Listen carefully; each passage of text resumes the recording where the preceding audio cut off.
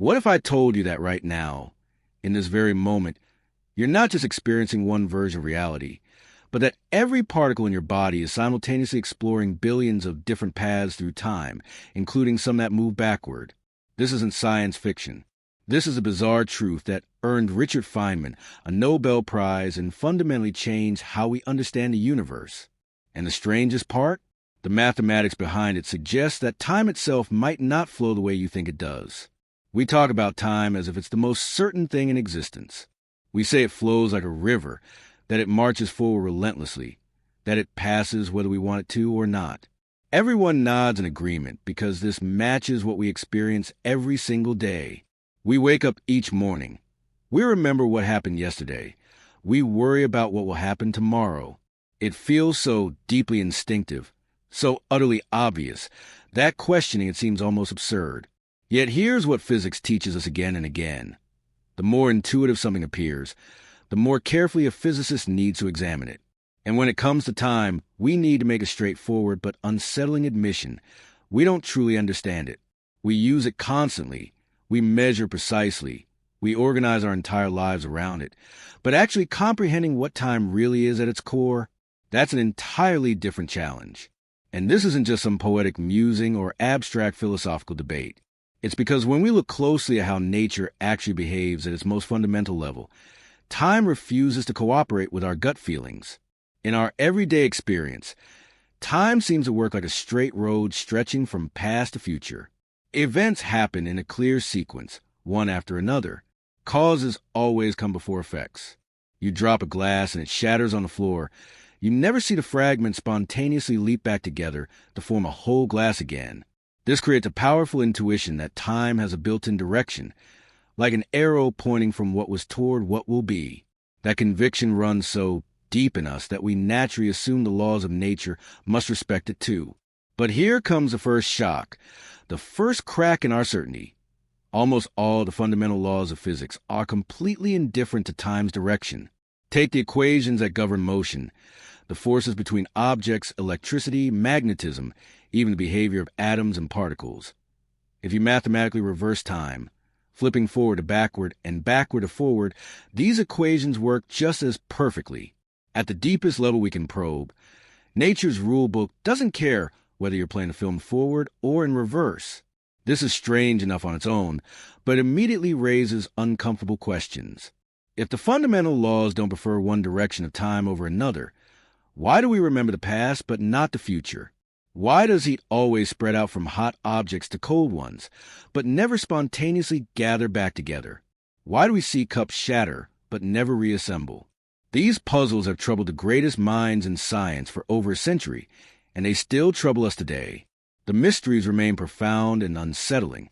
But to make progress, physicists do what they always do when confronted with deep confusion. They built simple, practical models that worked, even if those models sidestep the deepest philosophical questions of time being. In classical physics, the kind Isaac Newton developed and that dominated science for centuries, time was treated as a steady, reliable backdrop to events. It ticked along uniformly everywhere in the universe, like one vast cosmic clock that everyone could synchronize their watches to. Newton conceived of time as absolute, the same for everyone, regardless of whether you were standing still or racing through space, whether you were near a star or floating in the emptiness between galaxies. This concept of time worked brilliantly for hundreds of years. It taught us how planets orbit the sun, how to build bridges that don't collapse, how waves propagate through different materials, how engines and machines operate.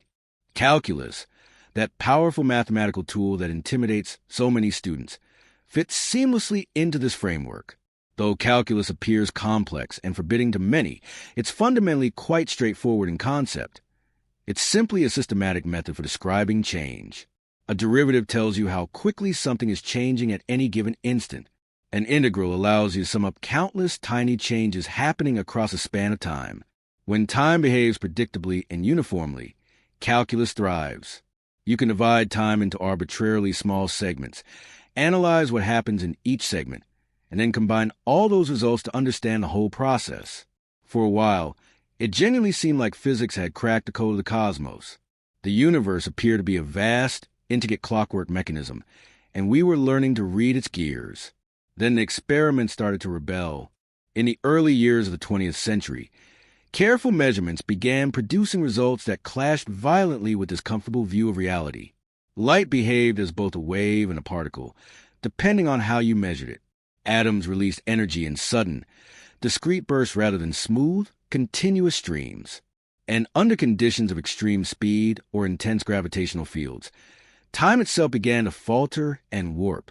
Einstein's theory of relativity proved that time isn't absolute at all. Two observers moving relative to each other can genuinely, objectively disagree about how much time elapsed between two events, and both observers are completely correct according to measurements they make. Time can stretch, compress, and become inseparably entangled with space itself. The comforting notion of a universal now that everyone shares simply evaporates under scrutiny. That's profoundly mind-bending on its own, but quantum physics pushed even further. It didn't just warp and stretch time. It began to question whether events even have a single, definite history. At atomic and subatomic scales, nature stops behaving like a miniature version of everyday objects. You cannot confidently assert that a particle traveled definitively from point A to point B along one specific, well-defined route, the way you can trace the arc of a thrown baseball. Instead, decades of increasingly sophisticated experiments have revealed something genuinely bizarre. Particles behave as though they're somehow sampling multiple paths simultaneously. This isn't a figure of speech, and it's not simply due to our ignorance or incomplete measurements. It appears to be an accurate description of how nature actually operates at its foundations. Fire individual electrons one at a time toward a screen with two narrow slits cut in it, and each electron hits the screen at one specific location, leaving a single point of impact. But after you've fired many thousands of electrons, a pattern gradually emerges on the screen, and that pattern can only be explained if each individual electron somehow passed through both slits, interfered with itself like a wave, and landed according to wave-like probability rules rather than following a single, linear trajectory like a particle. You might naturally assume this strange behavior arises because we simply don't have complete knowledge. Perhaps each electron secretly chooses one path or the other, and we just can't detect which one it took. But rigorous, carefully controlled experiments conducted over many decades have systematically ruled out that comfortable explanation. Nature genuinely seems to entertain multiple possibilities concurrently, holding them in a kind of superposition until a measurement forces a specific outcome. Now comes a truly troubling question. If particles explore many possible paths through space, what about their paths through time? Do they sample multiple timelines as well? Once you start thinking seriously about this question, it becomes nearly inescapable, and pursuing it unravels our understanding of time in profound and disturbing ways. In classical physics, a particle follows one definite history through space and time. You can, at least in principle, trace its exact trajectory at every moment. But in quantum physics, a particle doesn't even have a definite position before you measure it. So what does it mean to ask about its history before the measurement? Did it follow one specific route that we simply don't know, or did it somehow explore all possible routes at once? And if time itself is malleable and relative according to Einstein, might some of those routes violate our normal intuitions about how time flows? Physicists tried various clever approaches to dodge these uncomfortable questions, devising sophisticated mathematical recipes involving probabilities that allowed them to sidestep the question of what really happened in any fundamental sense. These mathematical methods worked remarkably well for making predictions, but they felt somewhat awkward and unsatisfying, more like cookbook procedures that gave you the right answer without providing genuine insight into what nature was actually doing behind the scenes. You could apply these rules and get spectacularly accurate results without really understanding the deeper machinery of the universe. A growing intuition developed among some physicists that something more elegant and fundamental lurked beneath these calculational tricks. To discover that deeper principle, you need to abandon a core assumption that feels almost sacred, the assumption that nature picks one specific path for each particle and sticks to it. Imagine instead a far less discriminating nature, one that weighs and considers every conceivable path between 2 points, not just straight lines or gentle curves, but wild, erratic zigzags, loops, paths that wander far from their destination before finally arriving, even paths that seem to dip backward in time before moving forward again. This sounds absolutely ludicrous when you first encounter it, completely contrary to common sense. But stay with me here. To predict how a particle journeys from a starting point to an ending point, you stop asking which single path did it take, and instead ask what contribution does each possible path make to the final outcome? Every conceivable path, no matter how bizarre, adds a small mathematical arrow to the calculation, an arrow with both a length and a direction in an abstract mathematical space. When you sum up all these arrows from all possible paths, something remarkable happens. Most of them cancel each other out in a chaotic dance of interference. But certain special paths have arrows that align and amplify each other. That final net sum, after all the cancellations and reinforcements, is what determines what we actually observe in experiments. This shift in perspective transforms everything about how we think. There's no longer a pre-chosen path that the particle really followed. Instead, what we observe emerges from the intricate interplay of all possibilities. Here's where calculus re-enters the picture in a subtle but crucial way. You're not just integrating over time along a single timeline anymore. You're integrating over all possible timelines simultaneously, summing an infinite collection of possible motions through space and time. The mathematics has developed sophisticated tools for taming such infinities and extracting finite, meaningful predictions from them. What matters isn't so much the individual paths themselves, but rather how they relate to each other. Tiny tweaks to a path can pivot its contribution dramatically, changing the direction of its mathematical arrow. Most paths end up neutralizing their immediate neighbors through destructive interference. Only near certain special paths do the contributions from nearby paths tend to align and reinforce each other. And remarkably, these special paths, the ones that survive all the cancellations, closely resemble the classical trajectories that Newton would have predicted, the paths of least action that minimize a certain mathematical quantity. So classical motion isn't wrong or illusory. It's simply what remains standing after all the quantum cancellations have played out. Now we arrive at the core source of unease, the feature that makes this picture so philosophically unsettling.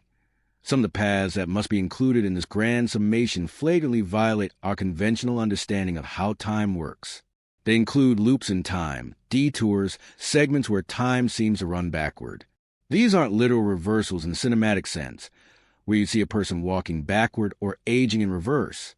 They're mathematical constructs where the time parameter that labels events along the path can increase, decrease, loop back on itself. This feels like cheating at first, like the mathematics has gone off the rails and started allowing nonsensical possibilities. Why should we permit such oddities into our calculations? The answer is brutally simple. If you ban these strange paths, your mathematics fails to match what experiments actually measure. Nature's accounting ledger demands their inclusion. The predictions only work if you include everything. But this doesn't mean we should expect to see macroscopic objects behaving backward in time, or witness aging in reverse, or watch broken cups spontaneously reassemble themselves.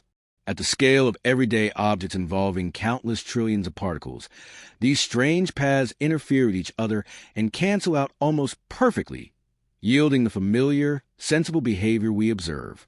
But microscopically, at the level of individual particles and quantum fields, they're absolutely vital for making precise, accurate predictions. This realization disrupts an unspoken faith that most of us carry, the faith that time intrinsically upholds order and causality. We presume that the cosmos has a built-in mechanism that distinguishes past from future, that enforces the arrow of time as a fundamental law. But the equations suggest something different. They suggest that mathematical consistency and symmetry trump any preferred direction. Time is more like a neutral coordinate, a way of labeling events, and the rules that govern it are surprisingly tolerant of strange behavior, as long as everything remains internally consistent. For a useful analogy, think about ripples spreading on the surface of a pond after you've dropped 2 stones into it. Waves propagate outward from each stone, overlap with each other, and interfere. Peaks meet peaks and amplify. Troughs meet troughs and deepen. Peaks meet troughs and cancel. You don't think of one set of ripples as real, while the others are somehow fake or secondary. All the ripples contribute to the final visible pattern on the water surface. Quantum mechanics works in a strikingly similar way, except the waves aren't physical waves moving through space. They're possibility waves in an abstract mathematical space. And time, in this picture, isn't a rigid highway that particles must travel along in one direction. It's more like a labeling coordinate for events, one that can be treated with surprising flexibility, as long as the overall mathematical structure remains consistent. This perspective also helps demystify one of the strangest predictions of quantum field theory, the existence of antiparticles. These are real entities we create and study in particle accelerators and detect in cosmic rays. Particles that mirror ordinary particles but carry opposite electric charge. Rather than treating them as entirely novel inventions, as fundamentally new types of matter, the mathematics allows us to view them as ordinary particles tracing backward time paths in the equations. Not literal time travel in any sci-fi sense, but a mathematical accounting trick that unifies matter and antimatter into a single elegant framework. The imagery might seem like just that, imagery, a convenient metaphor, but the underlying ledger strongly favors a symmetric treatment over our everyday intuitions. If this all makes you uneasy, if it conflicts with your deep-seated sense of how time ought to work, that's actually a sign of progress. Physics isn't in the business of comforting us or confirming our intuitions. It's in the business of describing how nature actually behaves. Ideas succeed or fail based on whether they predict experimental results accurately, whether they forecast new phenomena that experiments later confirm, and whether they streamline and unify previously disconnected pieces of knowledge. By these ruthlessly practical standards, this way of handling time and quantum possibilities excels. It tames mathematical complications that seem hopelessly messy. It matches experimental measurements to extraordinary precision, often in more than 10 decimal places, and it reveals unexpected connections between motion, time, and probability that weren't apparent before. Yet a philosophical worry lingers, nagging at the back of your mind. If time is fundamentally this flexible, this accommodating of strange possibilities, why does our experienced world feel so rigid and constrained? Why do we have a fixed past that we can remember but not change, and an open future that we can influence but not yet observe? The answer, in brief, is that bulk systems composed of enormous numbers of particles systematically erase these quantum subtleties. Multi-particle interactions amplify the cancellations, washing out the quantum quirks that appear in careful experiments on isolated particles. The odd, time-bending paths persist in the mathematics, dutifully included in the calculations, but they fade to practical relevance in large, complex systems, leaving behind a brain-friendly narrative of straightforward, forward-moving time. Thus, time's arrow, the apparent directionality we experience, isn't a cosmic bedrock carved into the foundation reality. It's emergent, arising statistically and inevitably when you have complex ensembles of many interacting components. This doesn't close the mystery of time. If anything, it opens up new and sharper questions. But it shifts our mode of questioning. Instead of asking why time flows forward as if that were a God-given fact requiring no explanation, we ask what mathematical rules enable nature to accommodate such strangeness while still producing predictable, reliable behavior at the scales we inhabit. Time shifts from being a tyrannical master that forces everything to march in lockstep to being a flexible instrument that nature uses with surprising creativity. Embracing this picture, nature tallying up all possible paths, including wildly improbable ones, naturally spawns new questions. How exactly does nature weight each path? If literally all paths are permitted, why do specific outcomes occur rather than others? The answer turns out to be mathematically elegant. Each path contributes an arrow with a specific magnitude and phase angle. When you sum all these arrows together, most nullify each other through destructive interference, and the aligned survivors dominate the result. The phase angle of each path's contribution depends on something called the action, a computable quantity that represents a kind of accumulated cost along the path, derived from summing up contributions moment by moment. Paths with very different actions tend to cancel each other out. Paths with similar actions tend to reinforce each other. Advanced calculus works invisibly behind the scenes here, providing the tools for summing infinities in a structured, controlled way that ensures meaningful patterns emerge rather than mathematical nonsense. This framework beautifully resolves the tension between classical and quantum physics. Classical behavior emerges precisely when nearby paths mostly agree with each other, when the action is stable under small tweaks to the path.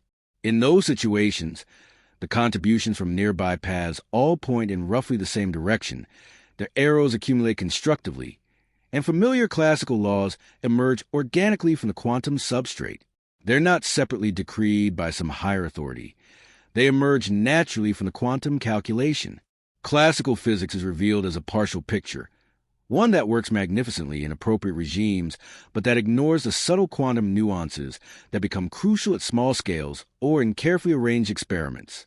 Return to time's peculiar, disquiet yet utility in this framework. If you treat time parameters somewhat spatially in your mathematical formulation, you logically can't bar time-wandering paths without shattering the underlying symmetries and causing your predictions to fail spectacularly. Nature includes these paths without favoring them. Interference and cancellation provide the policing mechanism that prevents them from dominating observable behavior. The key insight is that paths with reverse time segments mostly self-erase through dense overlaps yielding destructive interference, except in rare, specific circumstances that manifest as measurable phenomena we initially consider mundane or routine. Strikingly, this is precisely where antiparticles fit into the picture. Mathematically, they can be treated as ordinary particles traversing backward time segments in the path sum, unifying matter and antimatter, without needing to introduce them as entirely separate entities requiring independent explanation, what we call particle creation and annihilation. In this view, they're merely places where paths bend through time, where time-forward segments connect to time-backward segments. The rules remain universal and symmetric. The power of this approach lies substantially in its practicality. Knotty, intractable calculations transform into interpretable diagrams, Feynman diagrams, where algebra becomes geometry and physics becomes nature's economy laid bare. The cost of this power? You must surrender your craving for simple narratives. The word happened now summarizes much richer undercurrents of quantum possibility.